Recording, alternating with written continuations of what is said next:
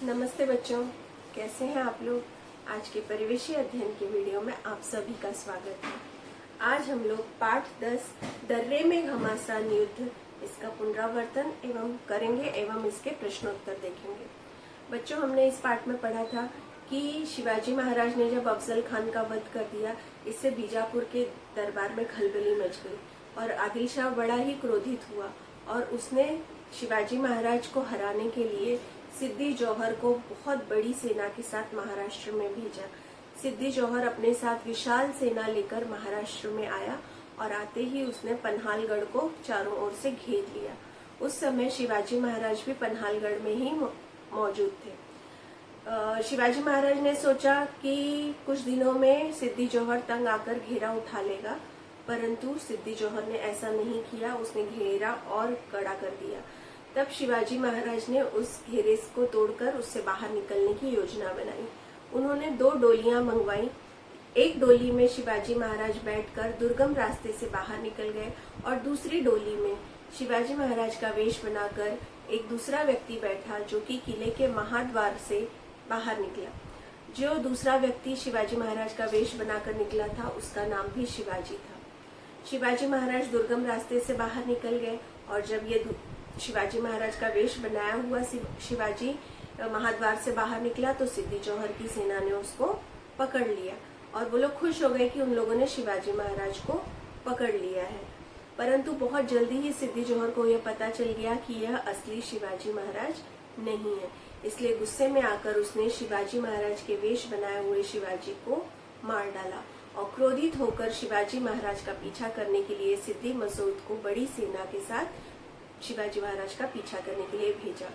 शिवाजी महाराज आगे बढ़े जा रहे थे। उनके साथ बाजी प्रभु और उनके कुछ गिने चुने मावले साथी थे। और सिद्दी जौहर की सेना ने पांडरपानी झरने के पास शिवाजी महाराज की को पकड़ लिया। अब शिवाजी महाराज के पास 2 ही रास्ते थे, या तो वो आगे बढ़े या तो पीछे लौटकर शत्रु की सेना का सामना करें। तब उन्होंने बाजी प्रभु से अपने मन की बात बताई। तब बाजी प्रभु ने कहा कि स्वराज्य के लिए शिवाजी महाराज की आवश्यकता है, शिवाजी महाराज की जरूरत है। स्वराज्य का काम आगे बढ़ाने के लिए शिवाजी महाराज की बहुत ज्यादा जरूरत है। इसलिए उन्होंने शिवाजी महाराज को विशालगढ़ की ओर जाने के लिए कहा और खुद कुछ गिने हुए सैनिकों के साथ घोड़खिंड के दर्रे पर रुककर शत्रुओं का सामना करने का निश्चय किया। शिवाजी महाराज बाजी प्रभु की देशभक्ति से बहुत प्रभावित हुए, स्वामी भक्ति से बड़े प्रभावित हुए और उन्होंने बाजी प्रभु को गले से लगा लिया और कहा कि जैसे ही हम विशालगढ़ पर पहुंच जाएंगे, वहां पर तोपों की आवाज होगी, तो तोप की आवाज सुनते ही आप तुरंत विशालगढ़ की ओर चले आना। शिवाजी महाराज जानते थे कि इतने कम सैनिकों के साथ सिद्दी जौहर की बड़ी सेना से मुकाबला करना बड़ा ही कठिन काम था। फिर भी उन्हें स्वराज्य का काम आगे बढ़ाना था, इसलिए वो अपने साथियों के साथ आगे बढ़ गए। यहाँ पर बाजी प्रभु ने मावलों की टोलियां बनाई, उनकी जगह निश्चित की और सब लोग दर्रे के मुंह पर अपना अपने स्थान पर खड़े हो गए और उन्होंने एक एक करके सिद्दी जौहर की 3 टुकड़ियों को परास्त कर दिया। बाजी प्रभु स्वयं भी लड़े जा रहे थे और मावलों का जोश भी बढ़ाते जा रहे थे और उनका पूरा का पूरा ध्यान तोप की आवाज की ओर लगा हुआ था। बाजी प्रभु घायल हो चुके थे, लेकिन फिर भी वो अपनी जगह पर टिके हुए थे। तभी उन्हें तोपों की आवाज सुनाई दी विशालगढ़ से और उन्होंने कहा कि मैंने अपना कर्तव्य पूरा किया।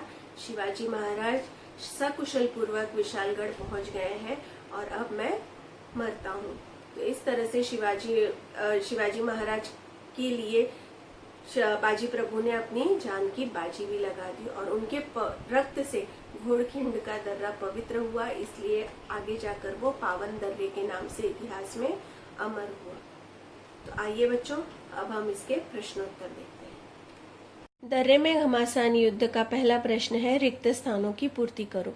सिद्दी जौहर ने खालिस्तान गढ़ को चारों तरफ से घेर लिया था, तो इसका उत्तर है पन्हालगढ़ को। बाजी प्रभु की खालिस्तान देखकर शिवाजी महाराज का मन भर आया, इसका उत्तर है स्वामी भक्ति। घोड़ दर्रा खालिस्तान नाम से इतिहास में अमर हुआ, इसका उत्तर है पावन दर्रा।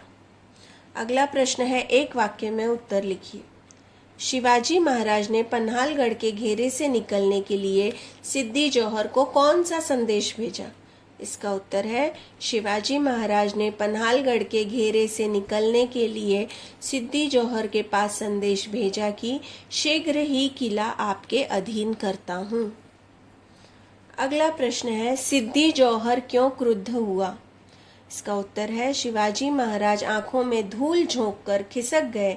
यह बात सिद्दी के ध्यान में आते ही वह तिलमिला उठा और क्रुद्ध हुआ। अगला प्रश्न है विशालगढ़ की ओर जाते समय शिवाजी महाराज ने बाजी प्रभु से क्या कहा? इसका उत्तर है विशालगढ़ की ओर जाते समय शिवाजी महाराज ने बाजी प्रभु से कहा, हम गढ़ पर जाते हैं, वहां पहुंचते ही तोपों की आवाज होगी, फिर दर्रा छोड़कर आप तुरंत चले आना। अगला प्रश्न है 2-3 वाक्यों में उत्तर लिखिए। पन्हालगढ़ के घेरे से निकलने के लिए शिवाजी महाराज ने कौन सी योजना बनाई? इसका उत्तर है पन्हालगढ़ के घेरे से निकलने के लिए शिवाजी महाराज ने 2 डोलियां तैयार करवाई। एक डोली में बैठकर शिवाजी महाराज दुर्गम रास्ते से बाहर निकलेंगे और दूसरी में शिवाजी महाराज का स्वांग भरने वाला एक आदमी बैठकर महाद्वार के छोटे दरवाजे से बाहर निकलेगा। अगला प्रश्न है बाजी प्रभु ने शत्रु को घोड़ दर्रे में रोकने के लिए कौन सी योजना बनाई? इसका उत्तर है बाजी प्रभु ने शत्रु को घोड़ दर्रे में रोकने के लिए मावलों की टोलियां बनाई, उनके स्थान निर्धारित किए। मावलों ने गिट्टी पत्थर इकट्ठे किए और पूरी तैयारी के साथ अपनी अपनी जगहों पर जा खड़े हुए। बाजी प्रभु स्वयं भी तलवार लेकर दर्रे के मुंह पर आ खड़े हुए। अगला प्रश्न है कारण लिखिए। आदिल शाह बहुत क्रोधित हुआ। अफजल खान की हत्या से बीजापुर में खलबली मच गई। उसके बाद तुरंत ही शिवाजी महाराज ने पन्हालगढ़, जो बीजापुर के अधिकार में था, जीत लिया। इससे आदिल शाह बहुत क्रोधित हुआ। अगला प्रश्न है शिवाजी महाराज की सेवा में नियुक्त शिवाजी अमर हो गया। इसका उत्तर है शिवाजी महाराज के लिए स्वराज्य के लिए सेवा में नियुक्त शिवाजी ने आत्म बलिदान दिया था, इसलिए वह अमर हो गया। अगला है पावन दर्रा इतिहास में अमर हुआ। इसका उत्तर है बाजी प्रभु जैसे देशभक्तों के कारण ही स्वराज्य आगे बढ़ा। उस स्वामी भक्त के रक्त से घोड़ दर्रा पवित्र हुआ। पावन दर्रा के नाम से यह दर्रा इतिहास में अमर हुआ। अगला प्रश्न है प्रश्न 5वां, कौन वह लिखिए। शूर वीर परंतु क्रूर था। इसका उत्तर है सिद्दी जौहर। दूसरा है घोड़ दर्रे में घमासान युद्ध करने वाला। इसका उत्तर है बाजी प्रभु। और तीसरा है घेरे से निकल जाने वाले। इसका उत्तर है शिवाजी महाराज।